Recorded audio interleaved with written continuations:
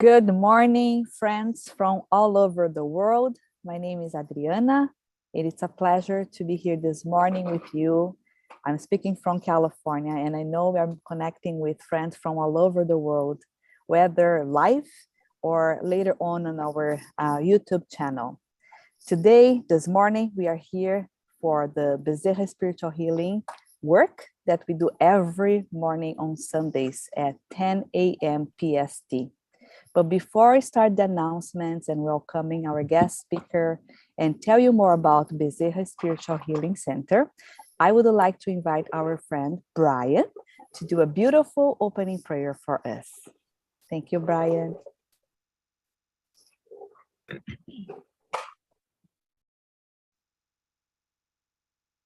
Dear God, we present ourselves today in union as your children, bringing with us spirits attached to us,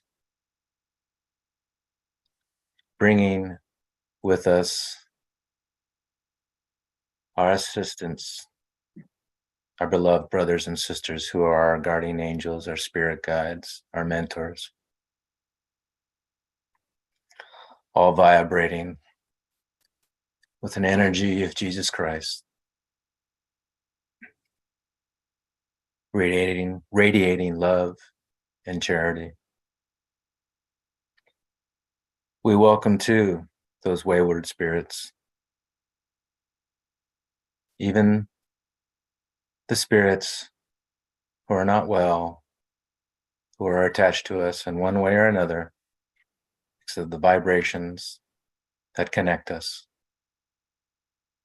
We're all here to hear our beautiful sister, Teresa, talk about love your enemies, for there is something in this presentation for all of us to heed and absorb into our divine evolution. May her guides and her mentors assist her and allow the words to come out, words that need to be heard from all of us.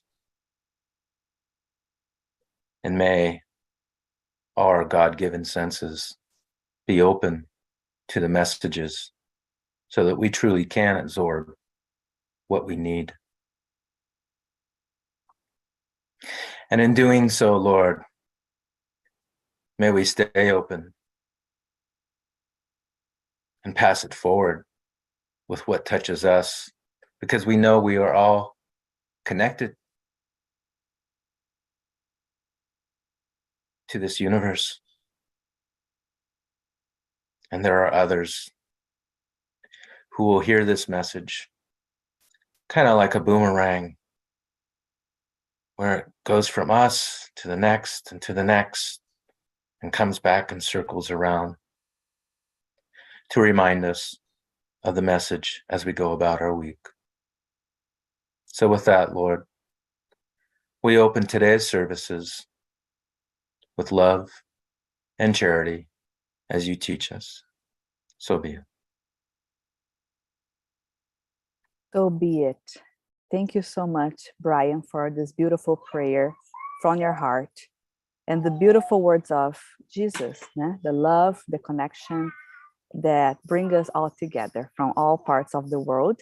And remembering, that BSH, the Brazilian Bezerra Spiritual Healing Center, it's all about connecting people, because we welcome all religions, all kinds of different backgrounds and paths in our lives. And you're here, welcome to join us as we learn more about Spiritism through the books and the doctrine of Allan Kardec. And that's our philosophy of life, learning more about, is there a life, after death? And what are we spirits, and what is our mission here on earth? Each of us, we are workers of light, and we are here to educate ourselves, to educate our spirits, so we can do our work together. We are never alone. And I'm so appreciative of your presence here today and your beautiful energy. The service, we have two parts. The first one is a beautiful speech we're going to be hearing today from our sister and guest speaker, Teresa. We're going to have a break. And the second part, we're going to do a beautiful meditation and really do the healing portion of it. So I invite you to stay with us until the end if you can. Have your bottle of water, your glass of water, to allow our spirits to do the work on us as workers of light, and also open up our hearts for those who are unable to be here with us online or in person. We can always connect with those souls, those spirits that are also in need. That's our job, right? To do the work as workers of light. With that said, and no further ado, I would like to introduce our guest speaker today. She's a dear friend and sister to us. Her name is Teresa Castro. She lives in Vermont, in the beautiful state of Vermont. She's been studying Spiritism since 2015.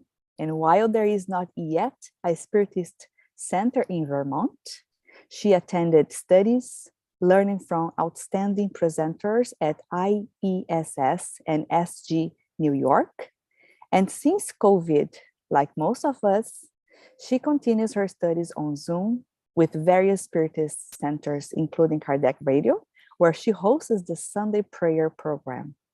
Teresa is a physical therapist at Vermont Community Hospital, and she loves nature and outdoors, spending time hiking mountains and enjoying the silence of the woods. Beautiful, Teresa. I would like to extend a warm welcome on behalf of our friends here at BSH and our friends that are listening to us now or later through our YouTube channel. Please help me welcome our dear sister. She's going to be talking about love your enemies. Wow. I am so looking forward to hear what you are bringing to us, Teresa, about the love. And most important, love your enemies. How can we do that? So the floor is yours. Please come and educate us so we can be better and evolve as beautiful spirits. Thank you so much. Thank you, Adriana, for that lovely opening. And I'd like to thank the center for giving me the opportunity to not only present this information, but to research and spend some time myself exploring loving our neighbors, my neighbor, and especially enemy. So I will share my screen. And I'm going to take down my controls. So I'm not going to see the chat. So if there is a chat, people can alert me. And because I'm not going to be able to see everybody. Okay, so love your enemies. This is from the Gospel according to Spiritism, chapter 12.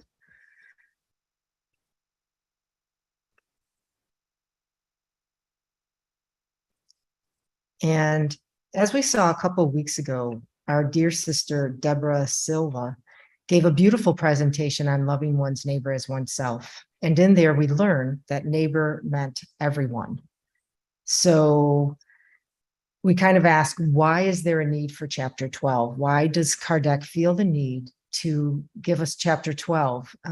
If we understand that loving our neighbor means everyone, and she helped us to remember and also know of the golden rule and the greatest commandment, which is, love God with all your heart, mind, and soul above all, and your neighbor as yourself. So why does he bother to go into telling us? And I think that he wants us to understand that loving our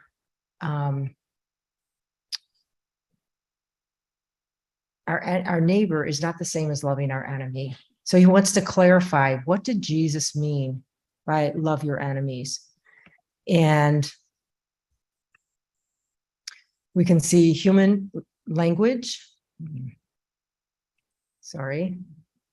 Human language, law of attraction, and law of preservation. These are some things that are addressed in the chapter of why it's difficult for us to love our neighbor. And so we'll take a closer look. So when we think about human language, we are, he points out that, our language is confusing, that we use one word to have many meanings. We love chocolate cake, we love our husband, we love our dog, we love the color blue. And so it has a lot of meaning for one word. And so he says that this, is part of the problem. So let's just look a little closer at the word love itself. We can find that, the ancient Greeks had it broken down, and many of us know these terms, some of them. Agape, which is, we can pretty much say that's synonymous for charity. It's unconditional spiritual love, the love that Jesus exemplified. It transcends the self and the ego. It's joy in serving the other, which is the beloved. And what we need to understand at this type of love is directed by wisdom. So the effect is unity. And then we have, of course, eros. We all understand that, the romantic, passionate, physical love. And now we see that the focus is on me and the beloved. And most coupled relationships are here in that it's transactional. What's in it for me? And, this is a continuum, not to say that we're unloving people, but we're always kind of looking, how do we benefit? And this type of love is directed by attachment. So the effect is conflict and division. And then we go to philia, affectionate platonic love. And this is when people see themselves as equal, right? This is talking about sympathetic spirits. We enjoy the same things. We like the same things. We understand each other. And we see ourselves as equal. And this is a love without sexual acts. And then philotia, which is self-love, self-care, but it's not selfishness and narcissism. So it's truly a positive thing. And then storge is the parent-child love. So it's strong bond, kinship, familiarity, right? Our child may do something wrong, but we still love that child or that person. So then we have pragma, which is a matured eros love. It's developed over a long period of time. Both people are willing and equally make compromises for the other person's happiness. So we can see that also in many marriages. Relationships. So then there's this ludus, which is a playful infatuation. It's the early days of romance type love. The interesting thing is the brain reacts in the same way to cocaine. And we see this, right? People who jump from relationship, just getting the hit of that initial type of love that is experienced. But the first problem comes along and they're out of there. And then we have the mania, which is obsessive love. And this is the focus on me. So the beloved becomes an obsession, and they're responsible for my happiness. They're blamed for what goes wrong with me. It's all on them. And this type of love is guided by delusion. So the effect is anger, it's blaming, controlling, it's jealous, even madness. And it involves low self-esteem, and we know, so this is kind of an inverse pride. So it's their fear of losing the object of their love. So they'll do whatever they need to do to keep that. All right. So then you might say, this is beautiful, Teresa. We like knowing all these words, but where's the word for love your enemy? And what I will say to you all is that Kardec tells us, he says, love your enemies in chapter 12, number 3, and he gives us the recipe: forgiving unconditionally, do not create obstacles to reconciliation, pray with faith for them, do not harm them in thought, word, and action, extend them a helping hand if needed, forgive without ulterior motives, holding neither hatred, rancor, nor desire for vengeance, wishing good for them, do not judge, rejoicing when good reaches them, repay others' ignorance, which is evil, with good, without humiliating them. That's a key point. And indulgence. So we can see from this slide that this is really the characteristics of charity, right? Benevolence, having goodwill, forgiveness, and indulgence, overlooking their imperfections. However,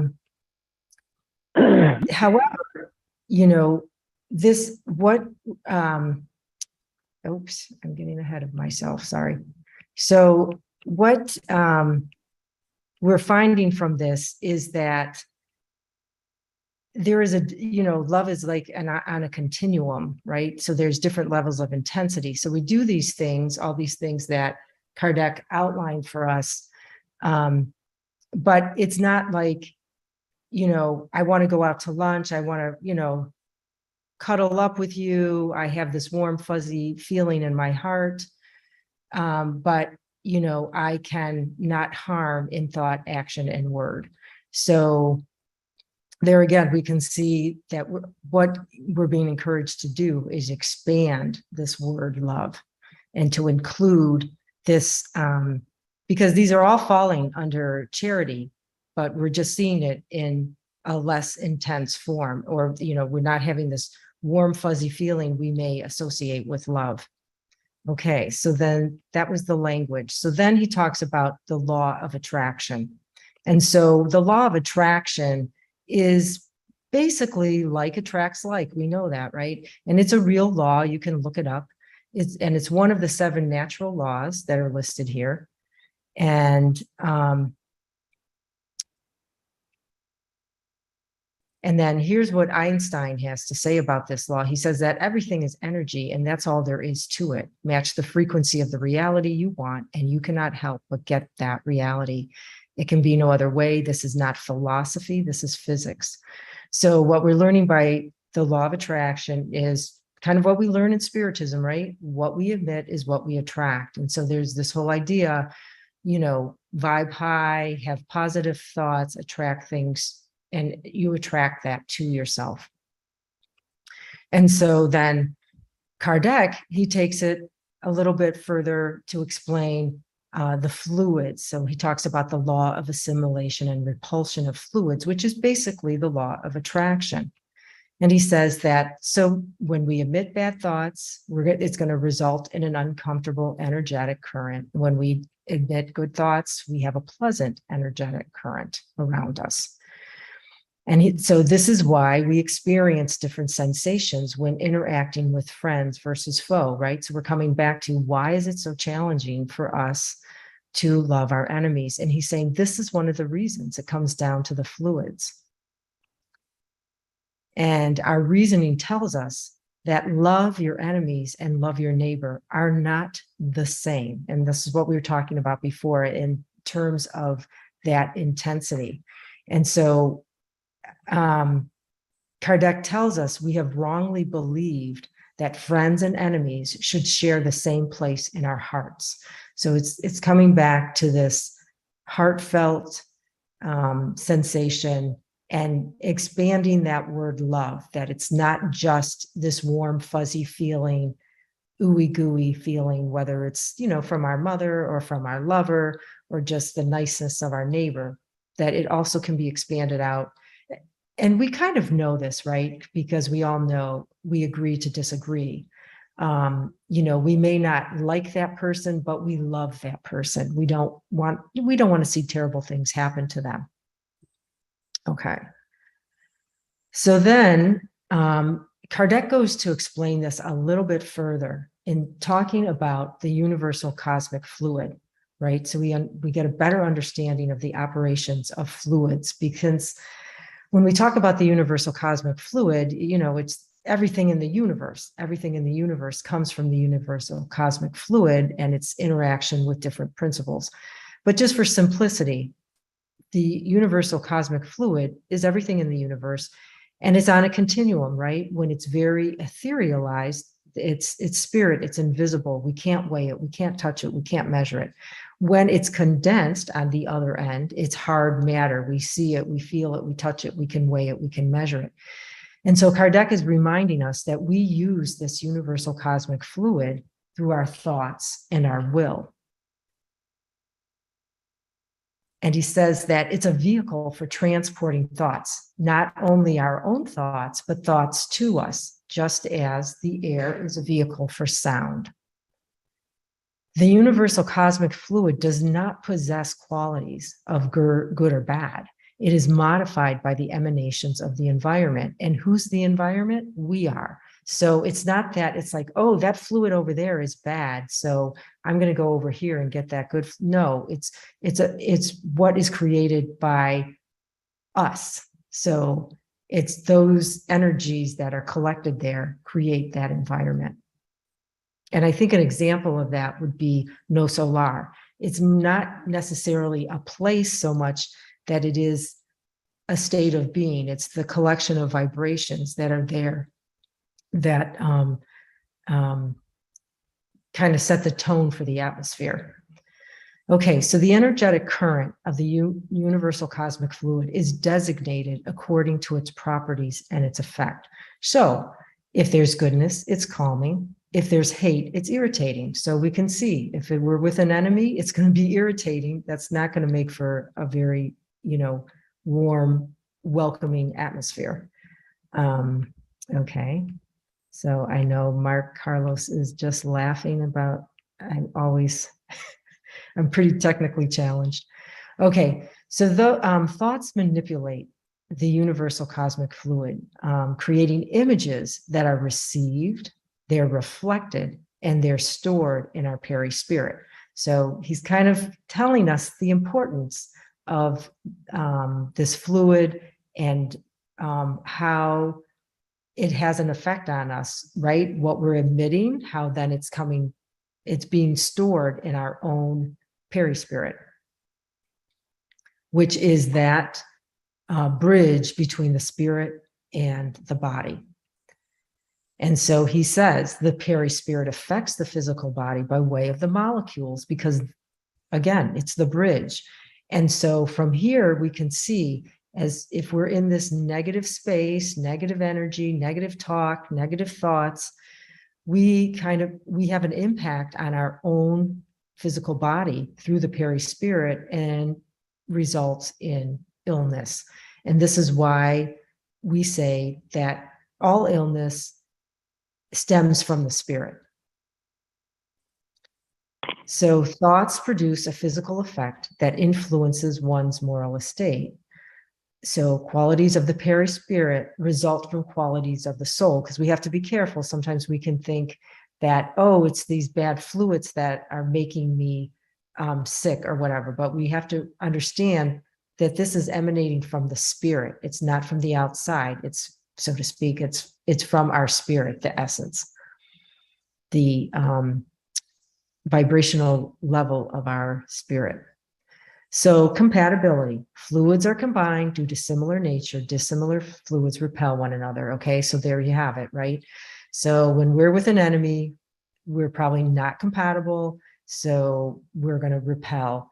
And this is also kind of one of the theories that Kardec presents when, people are healed or not, because, it's not the healer, so to speak, that makes it happen, but the person's fluids who's willing to receive that.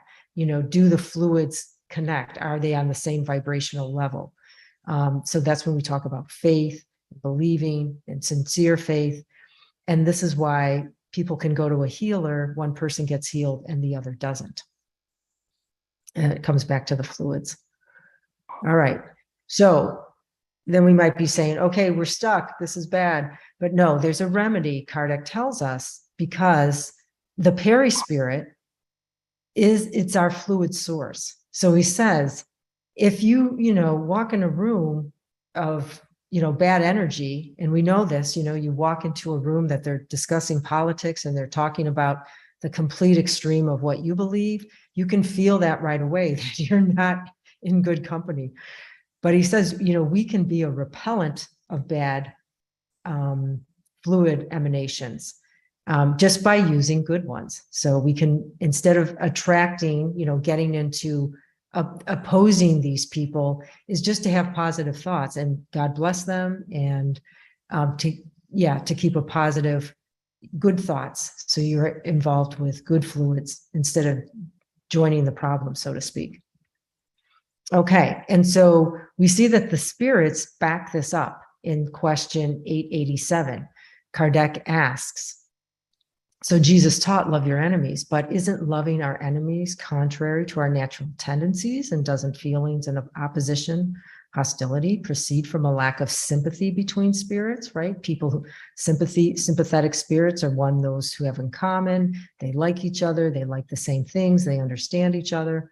And so the spirits on high answer, it is obviously not possible to show tender and passionate love toward one's enemies. And that is not what Jesus wanted to say.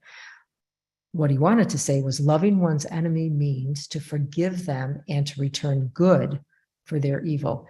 And we can understand this as ignorance as well. That is how we put ourselves above them. By seeking vengeance, we only place ourselves beneath them. Teresa, Yes. I can't help but get flooded with the thought of you're slapped on one cheek and you show them the other. Yes. So, and that's one of the, not parables, but one of the little examples Jesus gave, right? Is if someone slaps your cheek, turn it to the other side. And what Kardec points out is that Jesus is not condoning violence or that we should become a rug mat. But what Jesus was emphasizing is that we should not have thoughts of vengeance. And so, right. So it's not that we should, put our face out there to get punched. But when this happens, we should not resort to thoughts of vengeance and seeking revenge or payback. Okay. So now we move on to the law of preservation. Now, Kardec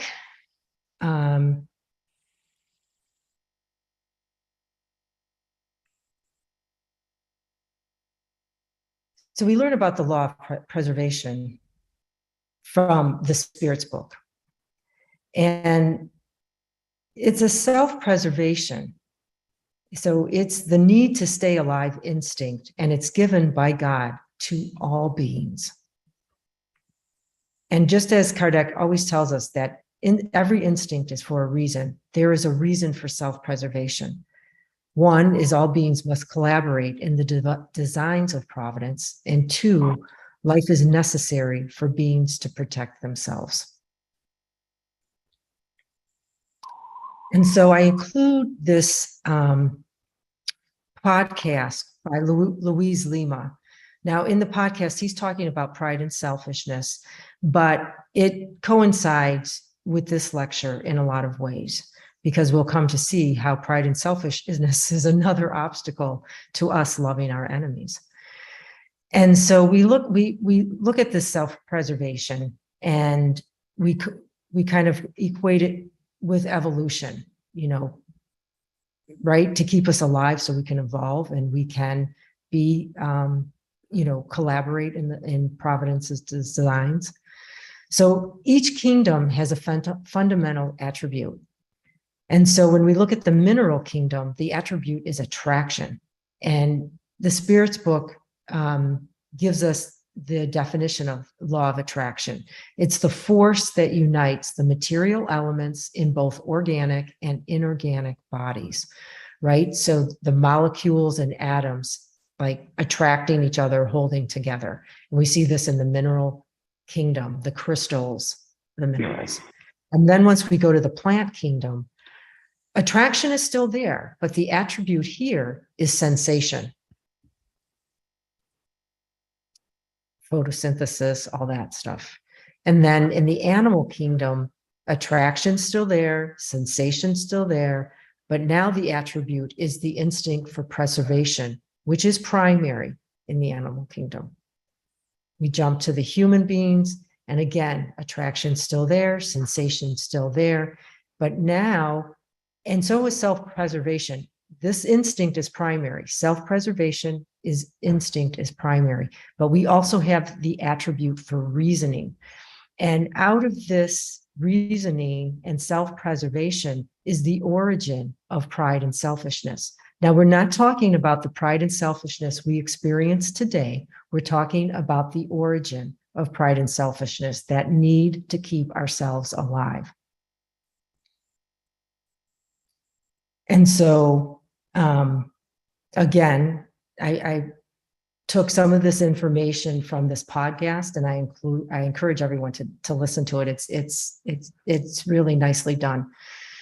So Louis Lima talks about pride and selfishness as a snowball effect. It starts from this, instinct to keep ourselves alive, and then we end up in moral bankruptcy because of this excessive self-importance, our inflated egos, I'm always right, our material attachments. So what happens is that self-preservation of keeping ourselves alive grows stronger, and it becomes more, it goes beyond instinct.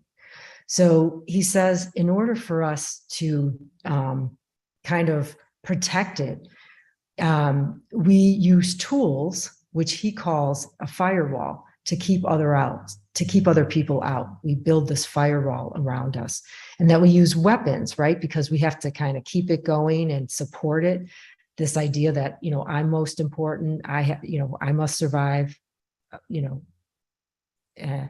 making the inflated ego, that excessive self-importance. So we use vengeance, hatred, dueling, jealousy. You can add all kinds of vices in there of things that we use to support why I'm most important. I must secure myself, and I got to win out everybody else. And what we should remember about dueling is nothing but a manifestation of pride. And we also know that although we don't pull out our lances and our swords in the streets these days, but people are still pulling guns. Oftentimes dueling is now done, mentally, having bad thoughts, shooting mental darts at a person. Okay, so what we come to see that this is not self-preservation, this is self-destruction. And that pride and selfishness are obstacles to loving our enemy, to loving in general, but it's another obstacle for loving enemies, right? Because how can we? We're most important. So he says the firewall can only be dismantled internally. So it's inner transformation. So we can't do this from the outside. We can't make laws that say you must love your enemy. You must think less of yourself. That's not going to work. It's an inner transformation. Okay. So now I want to take a look at, let's look at this. So in this chapter, Kardec says the only faith in the future life, only faith in the future life and God's justice can provide the strength to bear patiently the blows directed against our pride and selfishness. And, let's think about that. When we receive a blow to our ego, it takes us down. And, and he's saying here, the only way you can get by that, because if you don't, then what's going to happen? We're going to resort to vengeance. Even if we don't do anything, we're going to have these bad thoughts and feelings in our mind. So he's saying the way out is faith in the future life and God's justice. That thing. Keep your feet on the ground, but your gaze upward. So knowing that this is a temporary situation. And I guess, we can go from there. What can I learn from it? What's my part in it? Blah, blah, blah. But the point is, if we're just relying on our own kind of tools, so to speak, we're probably going to become negative and vengeful and have ill feelings. So he says, humbly accept everything that lowers our pride. So it's a good thing. So even though it feels so bad, it's a good thing. So he also wants to point out to us that our enemies are not only those next to us incarnated, but also discarnate enemies. And he says they express their malevolence through obsession and subjugation, and reminds us that this is what, can be a life trial for us. And the reason being because the nature of the world we're on right now, even though it's transforming, it is yet still a lower world. And so, this type of negativity and these experiences still happen here. And he says that, like any trial, we should accept this with resignation to help us to progress. And we remember that resignation is consent through the heart. So knowing through our heart, even though it feels so horrible, to know that it's an opportunity for us to grow or to expiate, perhaps maybe something from our past, we don't know, but the idea of resigning ourselves. And also, not to go down that of, I feel so horrible, so I'm going to be so horrible to other people, and to kind of, spew our negativity around. So, and then Geraldo Dutra Diaz, in his book, 7 Minutes with Emmanuel, he tells us that renovation often comes in places and through creatures that we despise. So rather than telling us, he reminds us. So it's good for us to remember that. So now we're going to look back at the law of preservation. We saw it from a standpoint of evolution and, the origin of pride and selfishness. But now I'm going to invite us to look at things beyond, or things what we know now beyond Kardec, things that were not known at Kardec's time. And so that is the acute stress response. Sympathomedullary pathway. Wow, what is that? We all know this. It's simply the flight-fright response. So this was described by this neurologist, physiologist in 1915. So this is after Kardec, right? And then several years later, we hear the freeze response, which is identified by William James, who is a psychologist, and then Carl Lange, physiologist. And then in 2003, we hear the fawn response, which is, its origin is by Pete Walker, who is a psychotherapist and trauma expert. And so just in general, what is this? So this is, we know this, the fight, flight, fright response of our body. The woolly mammoth is coming after us. And so we prepare the body. And this is an automatic thing that happens in our body. And so when, the fight is when we have to face something, when we have to, either physically or verbally, we attack back. The flight is running away from the danger. And that includes, putting distance between you and the danger, and running and hiding. That's a flight mechanism. And then freeze, unable to move or act against a threat. And this is when our body either goes really tense or floppy. It's a shutting down. Now, the important thing we should know here is that this is not consent, because oftentimes this is used, and they give an example as in rape, that, well, she didn't run, she didn't fight me, so she must have consented. No, she froze. This is another automatic response. And then the fawn is a response that they acknowledge developed when the other ones didn't work. The person couldn't fight, the person couldn't run away, and the person didn't freeze. They didn't respond that way. So what was another learned conditioned response that we developed was this, okay, let's be friends. Let's, act like a fawn. Let's just be pleasing. Let's be docile. And so it's an attempt to pacify the threat in an effort to keep oneself safe from harm. The bad thing is people develop this behavior of people pleasing. And so they start responding to everybody that way. And this often you see when children of abuse, where they can't do the other things. They can't run away, they can't fight, and they don't freeze. And so they learn to kind of appease their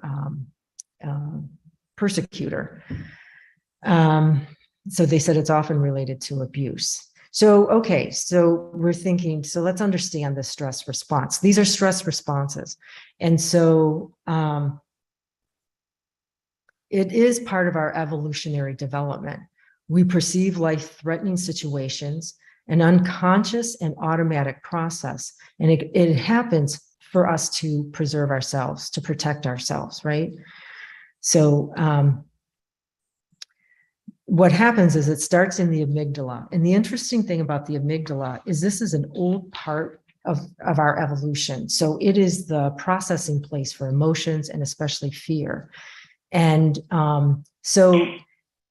and then what happens is it kind of alerts other parts of the brain, and then all these things get fired and the body gets prepared to either fight or flight or to freeze, whatever it's going to do. And this is an automatic thing. So we're not thinking, okay, shut down digestion. Now I need all this blood to my muscles so I can run. We're not thinking, okay, we need more blood to our eyes and increase our visual acuity so we can see what's going on. These things are automatic. So these are things of our evolutionary process that we've done over and over and over, that these responses are so well wired that we don't even have to think about them. They're automatic. And so let's see, it's also referred to as the lizard brain, okay, because it's that older part of our brain, where the prefrontal cortex, they refer to as the wizard brain because it's more of our higher function. It's a newer part, higher reasoning that we can use. And the important thing about this amygdala is it's also the processing center for mood. So emotions, mood, and what they found is our mood, understanding our mood, we better can understand our surroundings. So I think the important thing that I was in awe about is the efficiency of this wiring, that they said that these responses start happening before we even are sure that there's a problem, that we even just perceive that there's a problem, and this kicks in, this response, this automatic response. So what happens then is, after we perceive that the danger is over, that we're safe, it can take 20 to 60 minutes for our body to go back to its normal state, to return to, digesting our food. We shut down making so much, sugar. We don't need, our adrenaline pumping out. What was also interesting was that they did a study and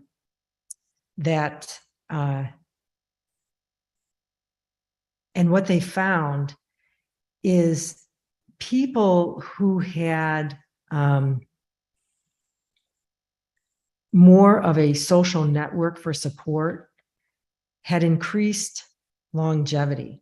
So to me, it kind of brings it back to this study. The more people we can love, have, goodwill towards, overlook their imperfections and forgive them, we may actually be increasing our lifespan.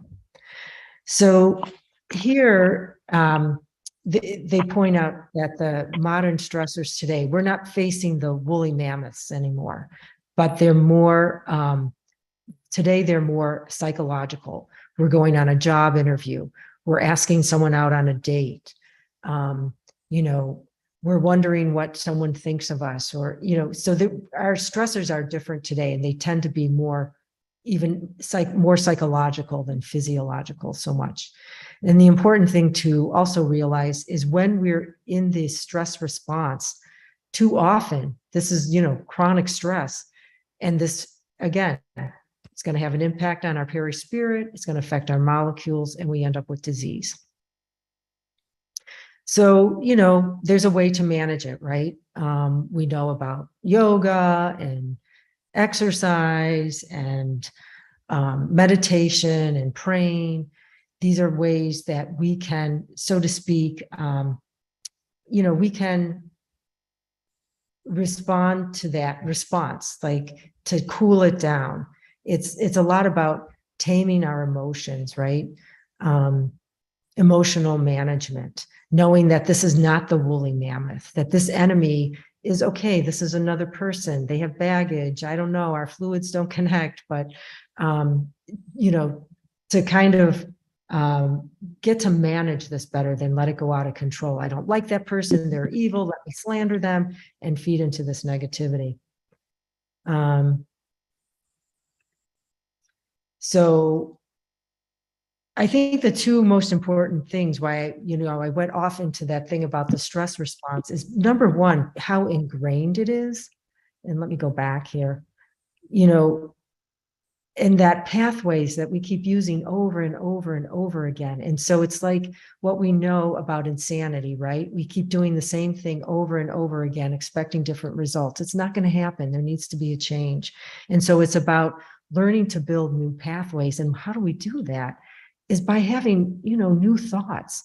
And, they've even done the studies with like psilocybin and some of these hallucinogens that can help people to build new pathways.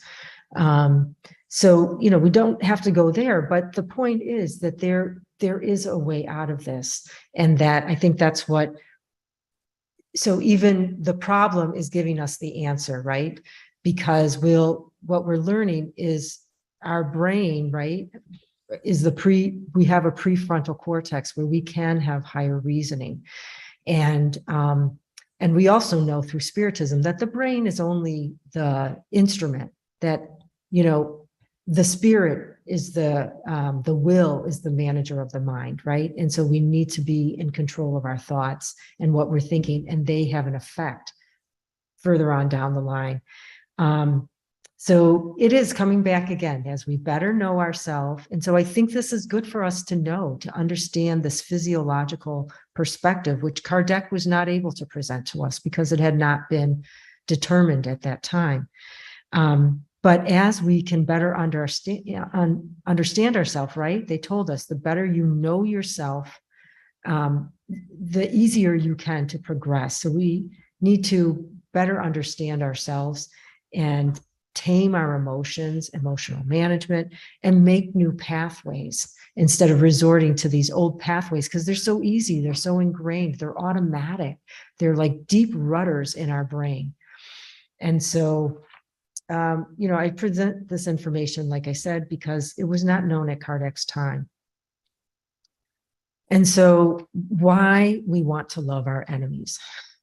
We want to love our enemies because, number one, well, these are not in order. These are just, it doesn't mean that this is the highest. It's just one of the reasons is sublime application of charity, because Kardec tells us if loving your neighbor is the principle of charity, then the sublime application, the highest application of charity is to love your enemy.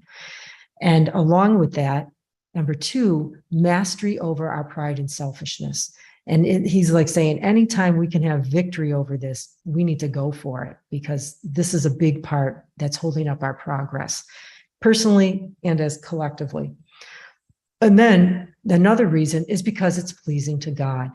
And in chapter 10, number 8, we find that the sacrifice most pleasing to God is sacrifice of one's resentment. And what is resentment is ill will. It's the opposite of charity. Another reason is merit. And we need to understand that, what is merit? Because doing good to others, we will have greater merit. But what is merit? Merit means resisting the temptation that drives us to excess and the taste for useless things. And it means taking from our own necessities in order to give to those in need. So there we have merit. And I have to say that because every time I hear merit, I think of this like, I see like Bitcoins or something, like, oh, I get these extra points. And so this is not it. And so I just share that of what merit really means. And then also to vibrate high, okay? And we go back to that question from the Spirits book where they tell us that, if you get down into vengeance, you're getting down to the level of your enemy. And so you want to stay above them. They're really introducing us to the law of rhythm, right?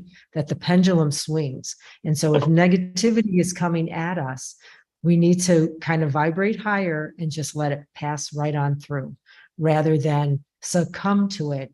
And then we're vibing then now in that lower energy. And then freedom, which I think is the greatest reason, right? We want freedom. And we know from chapter 15 that without charity, which is love, there's no salvation, which is freedom. So these are some reasons, and there's plenty more of why we want to love our enemies. And then I would just like to ask someone to read this. I think it's such a beautiful way to close this presentation. Mark Carlos, can you read it? An old rabbi once asked his pupils how they could tell when night had ended and the day had begun. Could it be, asked one student, when you see an animal in the distance and tell whether it's a sheep or a dog? No, answered the rabbi. Another asked, is it when you can look at a tree in the distance and tell whether it's a fig tree or a peach tree? No, answered the rabbi. Then when is it? The pupils demanded. It is when you can look on the face of another and see that it is your sister or brother, because if you cannot see this, it is still night. Thank you. That's awesome.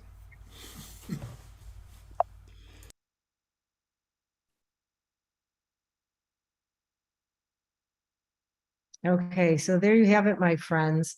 I hope that sheds some light, positive vibes on loving your enemy. If nothing else, to help us to better understand why it is so difficult for us to love our enemy. So if anyone has any questions or any comments, I invite them. Well, you know, one of the things that Tanya had brought up last Sunday was about the enemies and stuff. It was a little story she had told us, and it involved not just praying for the enemy, but the person you're praying for. You pray for them and their enemies, which help them to evolve as well. So even when I think about my son and whatever their situation is, now I'm in the mindset of praying for them and their enemies, who may also be my enemies, by the way. But I just found that whole scenario interesting. And it was something else that you were talking about, I guess that merit, being meritorious, and part of it had to do with being mindful of your thoughts and where you're going with your thinking and stuff, you know. And I was reading something, I think it was in the Sermon on the Mount, where it was saying that it was important for you to put a negative thought in check right away. In other words, don't just try to blow it out your mind. Try to figure out where it came from, where is it trying to go, what's going on with it, and then, you know, hold it up to the light to help try and dissolve it, you know, to not try to cover it up, because it'll show its ugly head again and again and again, and you don't want it to root. That's the idea of it. Anyway, No, thank you, Regina, because that's exactly it. A lot of it is sincerity of heart and not taking the spiritual bypass and saying, oh, I know I'm supposed to love my neighbor. So yeah, I love everybody. I have no enemies. There is this thing about the heart and authenticity that, you know, because we look at Jesus on the cross, you know, he was between criminals, okay, and that was part of loving your neighbor. You know, did he not love the criminal? You know, did he have favoritism? No, but the other criminal was not sincere. He was still mocking and saying, you know, save yourself, save us, you know. So sincerity is a huge piece, and, you know, we can't take that spiritual bypass. Thank you for sharing that. Teresa. Jesus, sorry, Charles. Mm-hmm. Yes, Charles. No, Teresa, I just appreciate because it's a very well thought out presentation, very didactic, very methodic. That gives us a glimpse in the way you think or process your learning. That's amazing.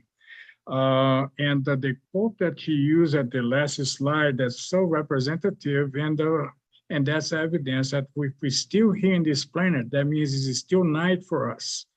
Because one thing that is distinct from what Kardec or Jesus presented is that intuition is the goal that we want to reach. So if you come from self-preservation, all that we have developed the instinct and the intuition, that's where we're going.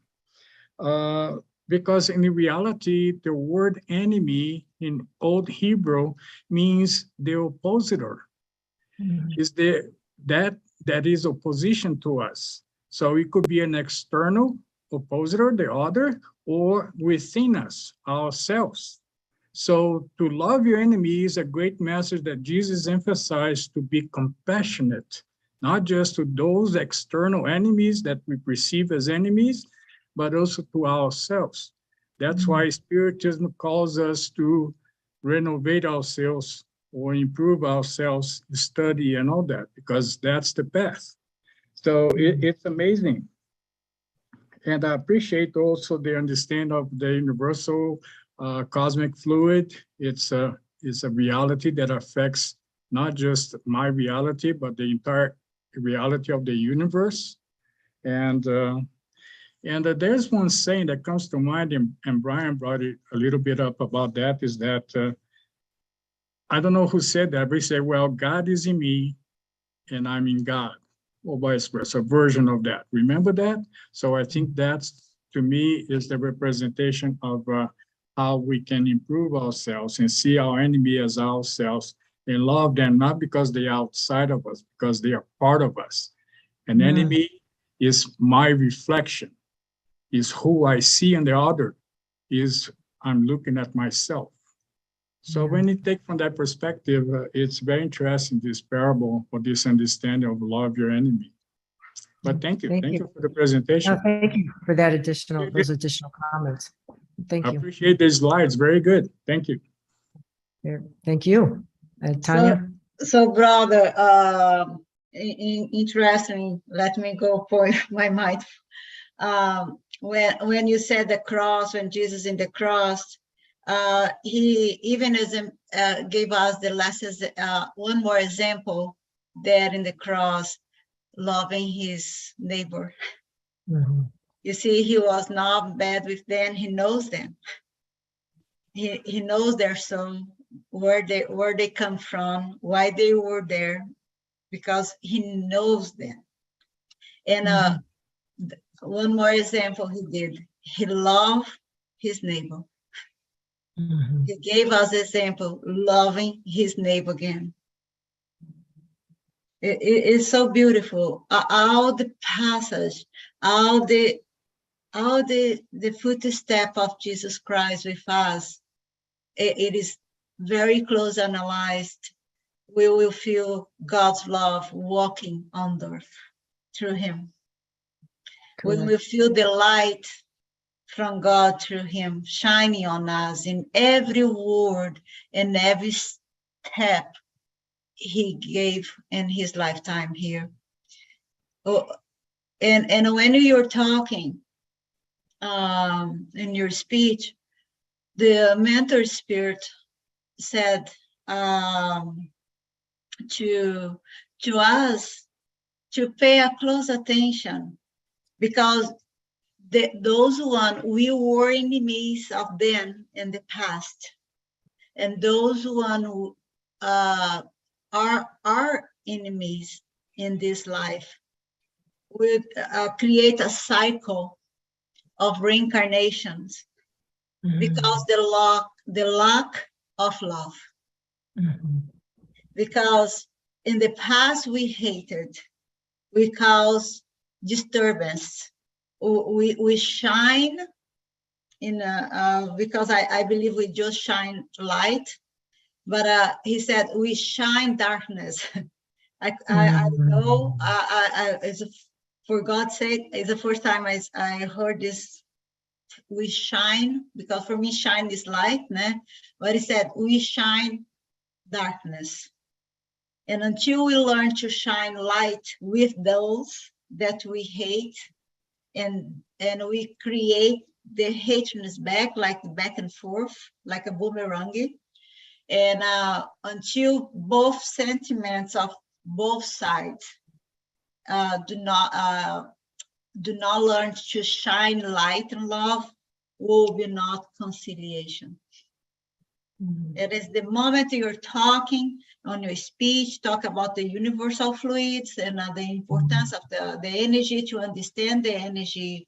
And it was beautiful from you, very inspired by your mentors to bring that to our consciousness, to see. And when we are shining good love, we vibrating in a very high vibration. But when we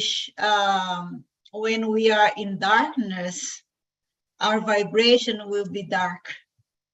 If the person feel aggressive, because you said the pride, no, the pride is not very. Who is in prideness will be not accept the criticism or the judgment of others, and in that moment will hurt like a knife in the heart, and that will be so painful, like Brother Charles was saying, the reflection, because we don't want to see our mistakes or our defects. That is so intimate to us, that when someone point the finger to us and hurt us so badly in our soul, we start to hate another. So it was very, I really appreciate the remedy, because it's that if your heart does not know love yet, how can you shine love? If your heart is not in the light yet, how can you shine light? Right. So, and expressing that, like you said, we have to exercise, no? We have to call it how to love, and be always aware of, like you said again, every words, every action, every attitude toward that, thinking about, no, not answer the energy immediate. And our enemies in occult side, on the spiritual side, or in the physical life, living next to us. And the mentor said they live very close to us. Can be your mother, can be your father, can be your children, can be grandkids, can be someone very close to you. Because we all what? Love. We all light. So that is why we really, this topic can be repeated so many times, because we are all in need of it to clean our soul. That is one of the most energy that cause illness. That is why we brought that from other lives, and we come to manifest, and that is to clean and to shine, to purify. And if it's still going in this lifetime, that is why we are sick. And we should ask, why I still with this illness? Why this illness still teaching me what I need to do to purify my life, my thoughts, my mind, my heart, my soul. I appreciate so much your speech. Thanks so much for bringing that memories for us again. Thank you. Thank you, Tanya. And I think we're probably way out of time, right, Kiki? Or maybe Adriana, we probably need to get ready for the second part. Yeah. Yes. And I invite our friends, if you have any questions, we can always send us an email or on the chat box. We'll try to reply to your concerns or emails or suggestions. Thank you, Teresa, one more time for your dedication, for allowing the inspiration come through you. Do you like it too? Ian has enjoyed as well. And with that said, my friends, we are going to take a 2-minute break. And in the meantime, I'm going to share the events or the classes that we host during the week that I forgot in the beginning. My apologies. But I will post here and share screen with you guys so you have the information. So don't forget your bottle of water. And we shall come back in 2 minutes. Thank you so very much, everybody.